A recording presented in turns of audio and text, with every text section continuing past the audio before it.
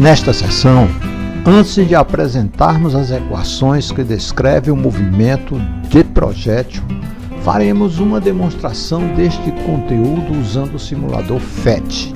Entretanto, utilizaremos a nova versão do movimento do projétil. Quando comparada com a versão anterior, observamos que existem diferenças, mas sem grandes mudanças dos conceitos físicos. Vamos considerar que o projétil será lançado da posição x igual a 0, y igual a 0, o ângulo mínimo de lançamento sendo 25 graus. O tiro será de uma bala de canhão cuja massa é de 17,6 kg e diâmetro de 18 centímetros. A aceleração da gravidade será 9,81 metros por segundo ao quadrado. Iremos desprezar a resistência do ar. No entanto, o valor da aceleração da gravidade também poderá ser modificado. O valor mínimo admissível da aceleração é de 5 metros por segundo ao quadrado e o valor máximo de 20 metros por segundo ao quadrado, um valor extremamente alto. Podemos resolver vários problemas, como determinar o alcance da bala,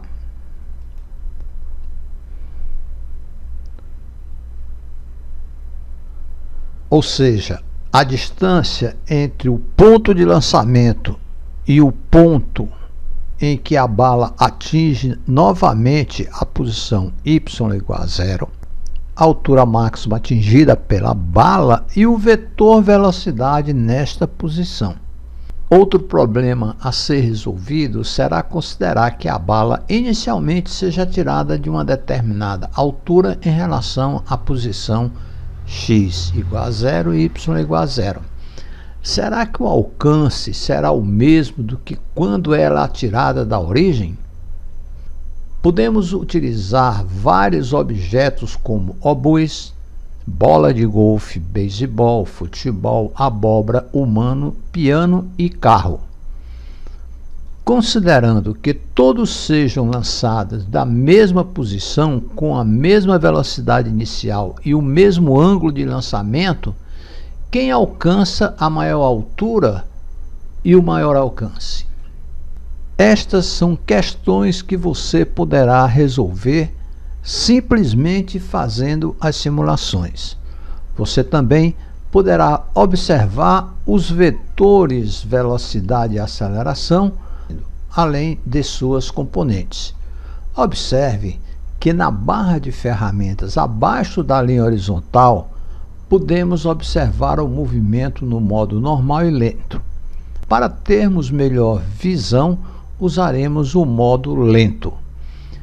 Nesta barra também podemos apagar os dados que utilizamos anteriormente e iniciar a simulação, além de alterar os valores da velocidade. Por exemplo, agora eu posso aumentar a velocidade para um valor máximo de 30 metros por segundo.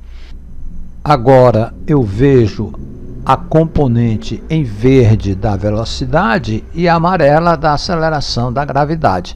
Observa que a componente horizontal da velocidade mantém sempre o mesmo valor. Já a componente vertical da velocidade, ora aumenta positivamente, depois se torna zero e aumenta negativamente. Através da trena, podemos obter os valores do tempo e da faixa de altura. Então, eu vou aumentar um pouquinho aqui, vou deixar aqui muito alto. Eu vou colocar um ângulo maior, estou colocando 60 graus, e aí eu vou iniciar a simulação.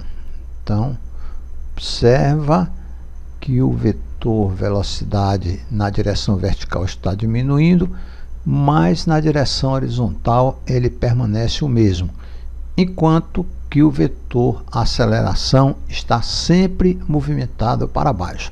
Aí observa, Esse ponto verde que aparece aqui representa a altura máxima. De quanto foi a altura máxima?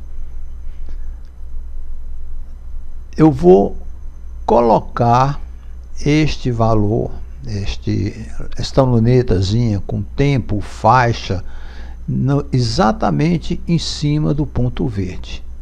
Ele não está em cima do ponto verde, justo, agora está onde ele me diz que o tempo para o objeto atingir a altura máxima foi de 2,65 segundos.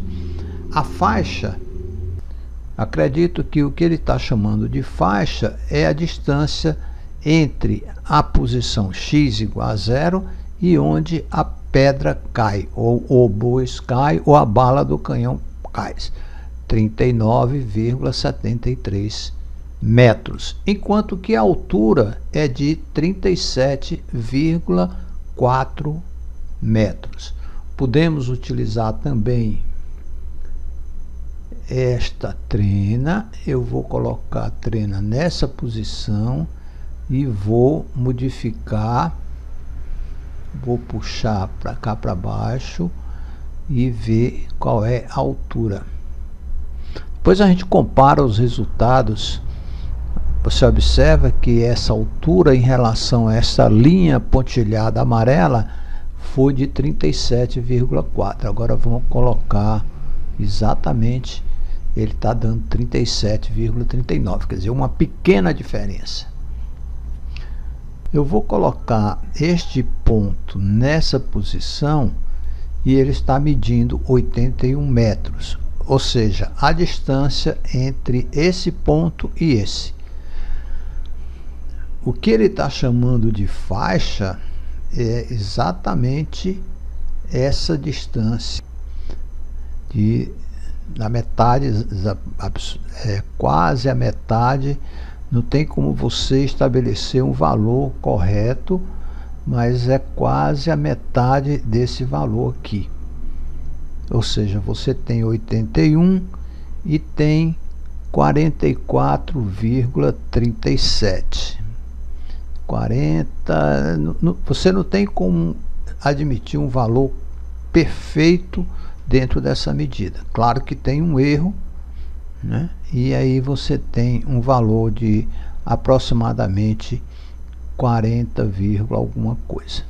Posição.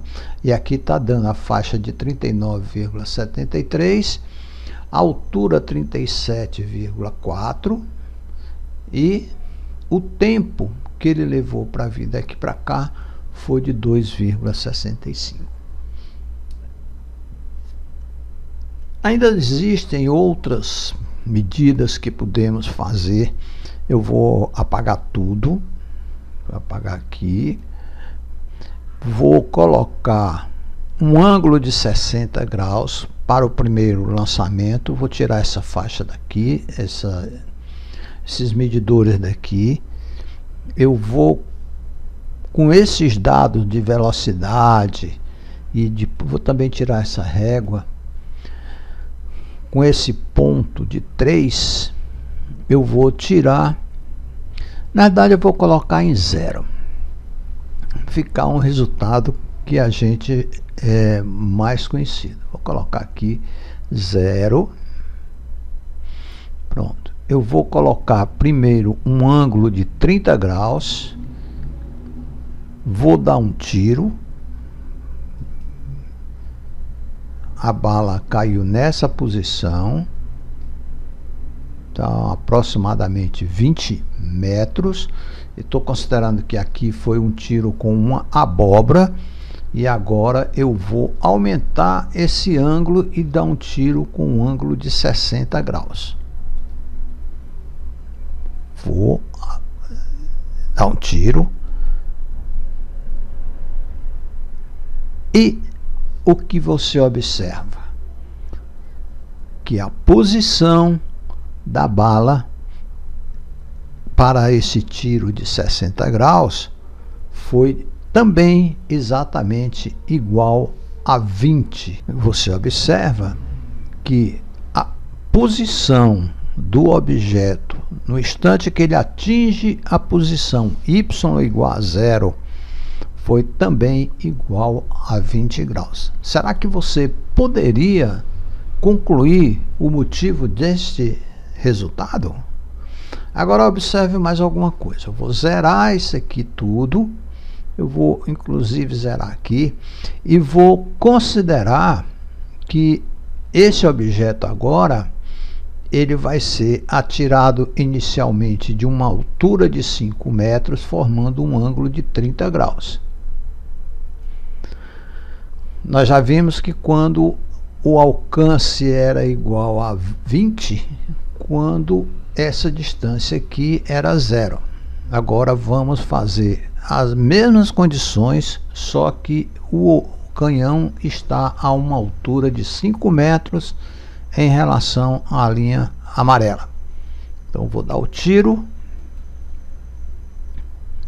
e observa onde cai a abóbora. Vou colocar aqui em torno de 26 metros, 26,4 metros.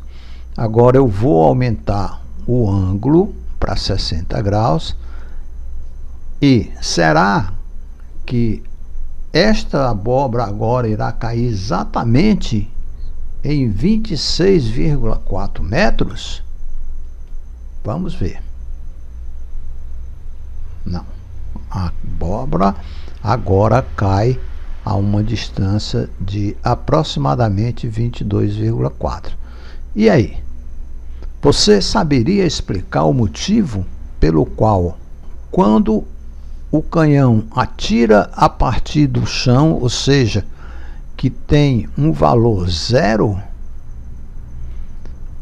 os ângulos, sendo 30 e 60 graus, a bala, ou a abóbora, ou qualquer instrumento, cai na mesma posição. Vamos repetir para que a gente veja essa situação. Então vou dar um tiro inicialmente com 30 graus, atirei, vê que ele caiu nesta posição, vamos colocar exatamente 20 graus e agora vamos colocar um ângulo de 60 graus. E nesta situação a bala caiu exatamente em 20 graus. Você sabe explicar o motivo deste fato? Nós, ao desenvolvermos as equações, mostraremos por que esta situação tem este valor e quando colocamos o canhão a uma altura inicial de 3 metros, os valores não são iguais. Então, só repetindo, para 60 graus o canhão atirou a uma posição de aproximadamente 21,5 graus e para o ângulo de 30 graus a posição foi de aproximadamente 24,2 graus.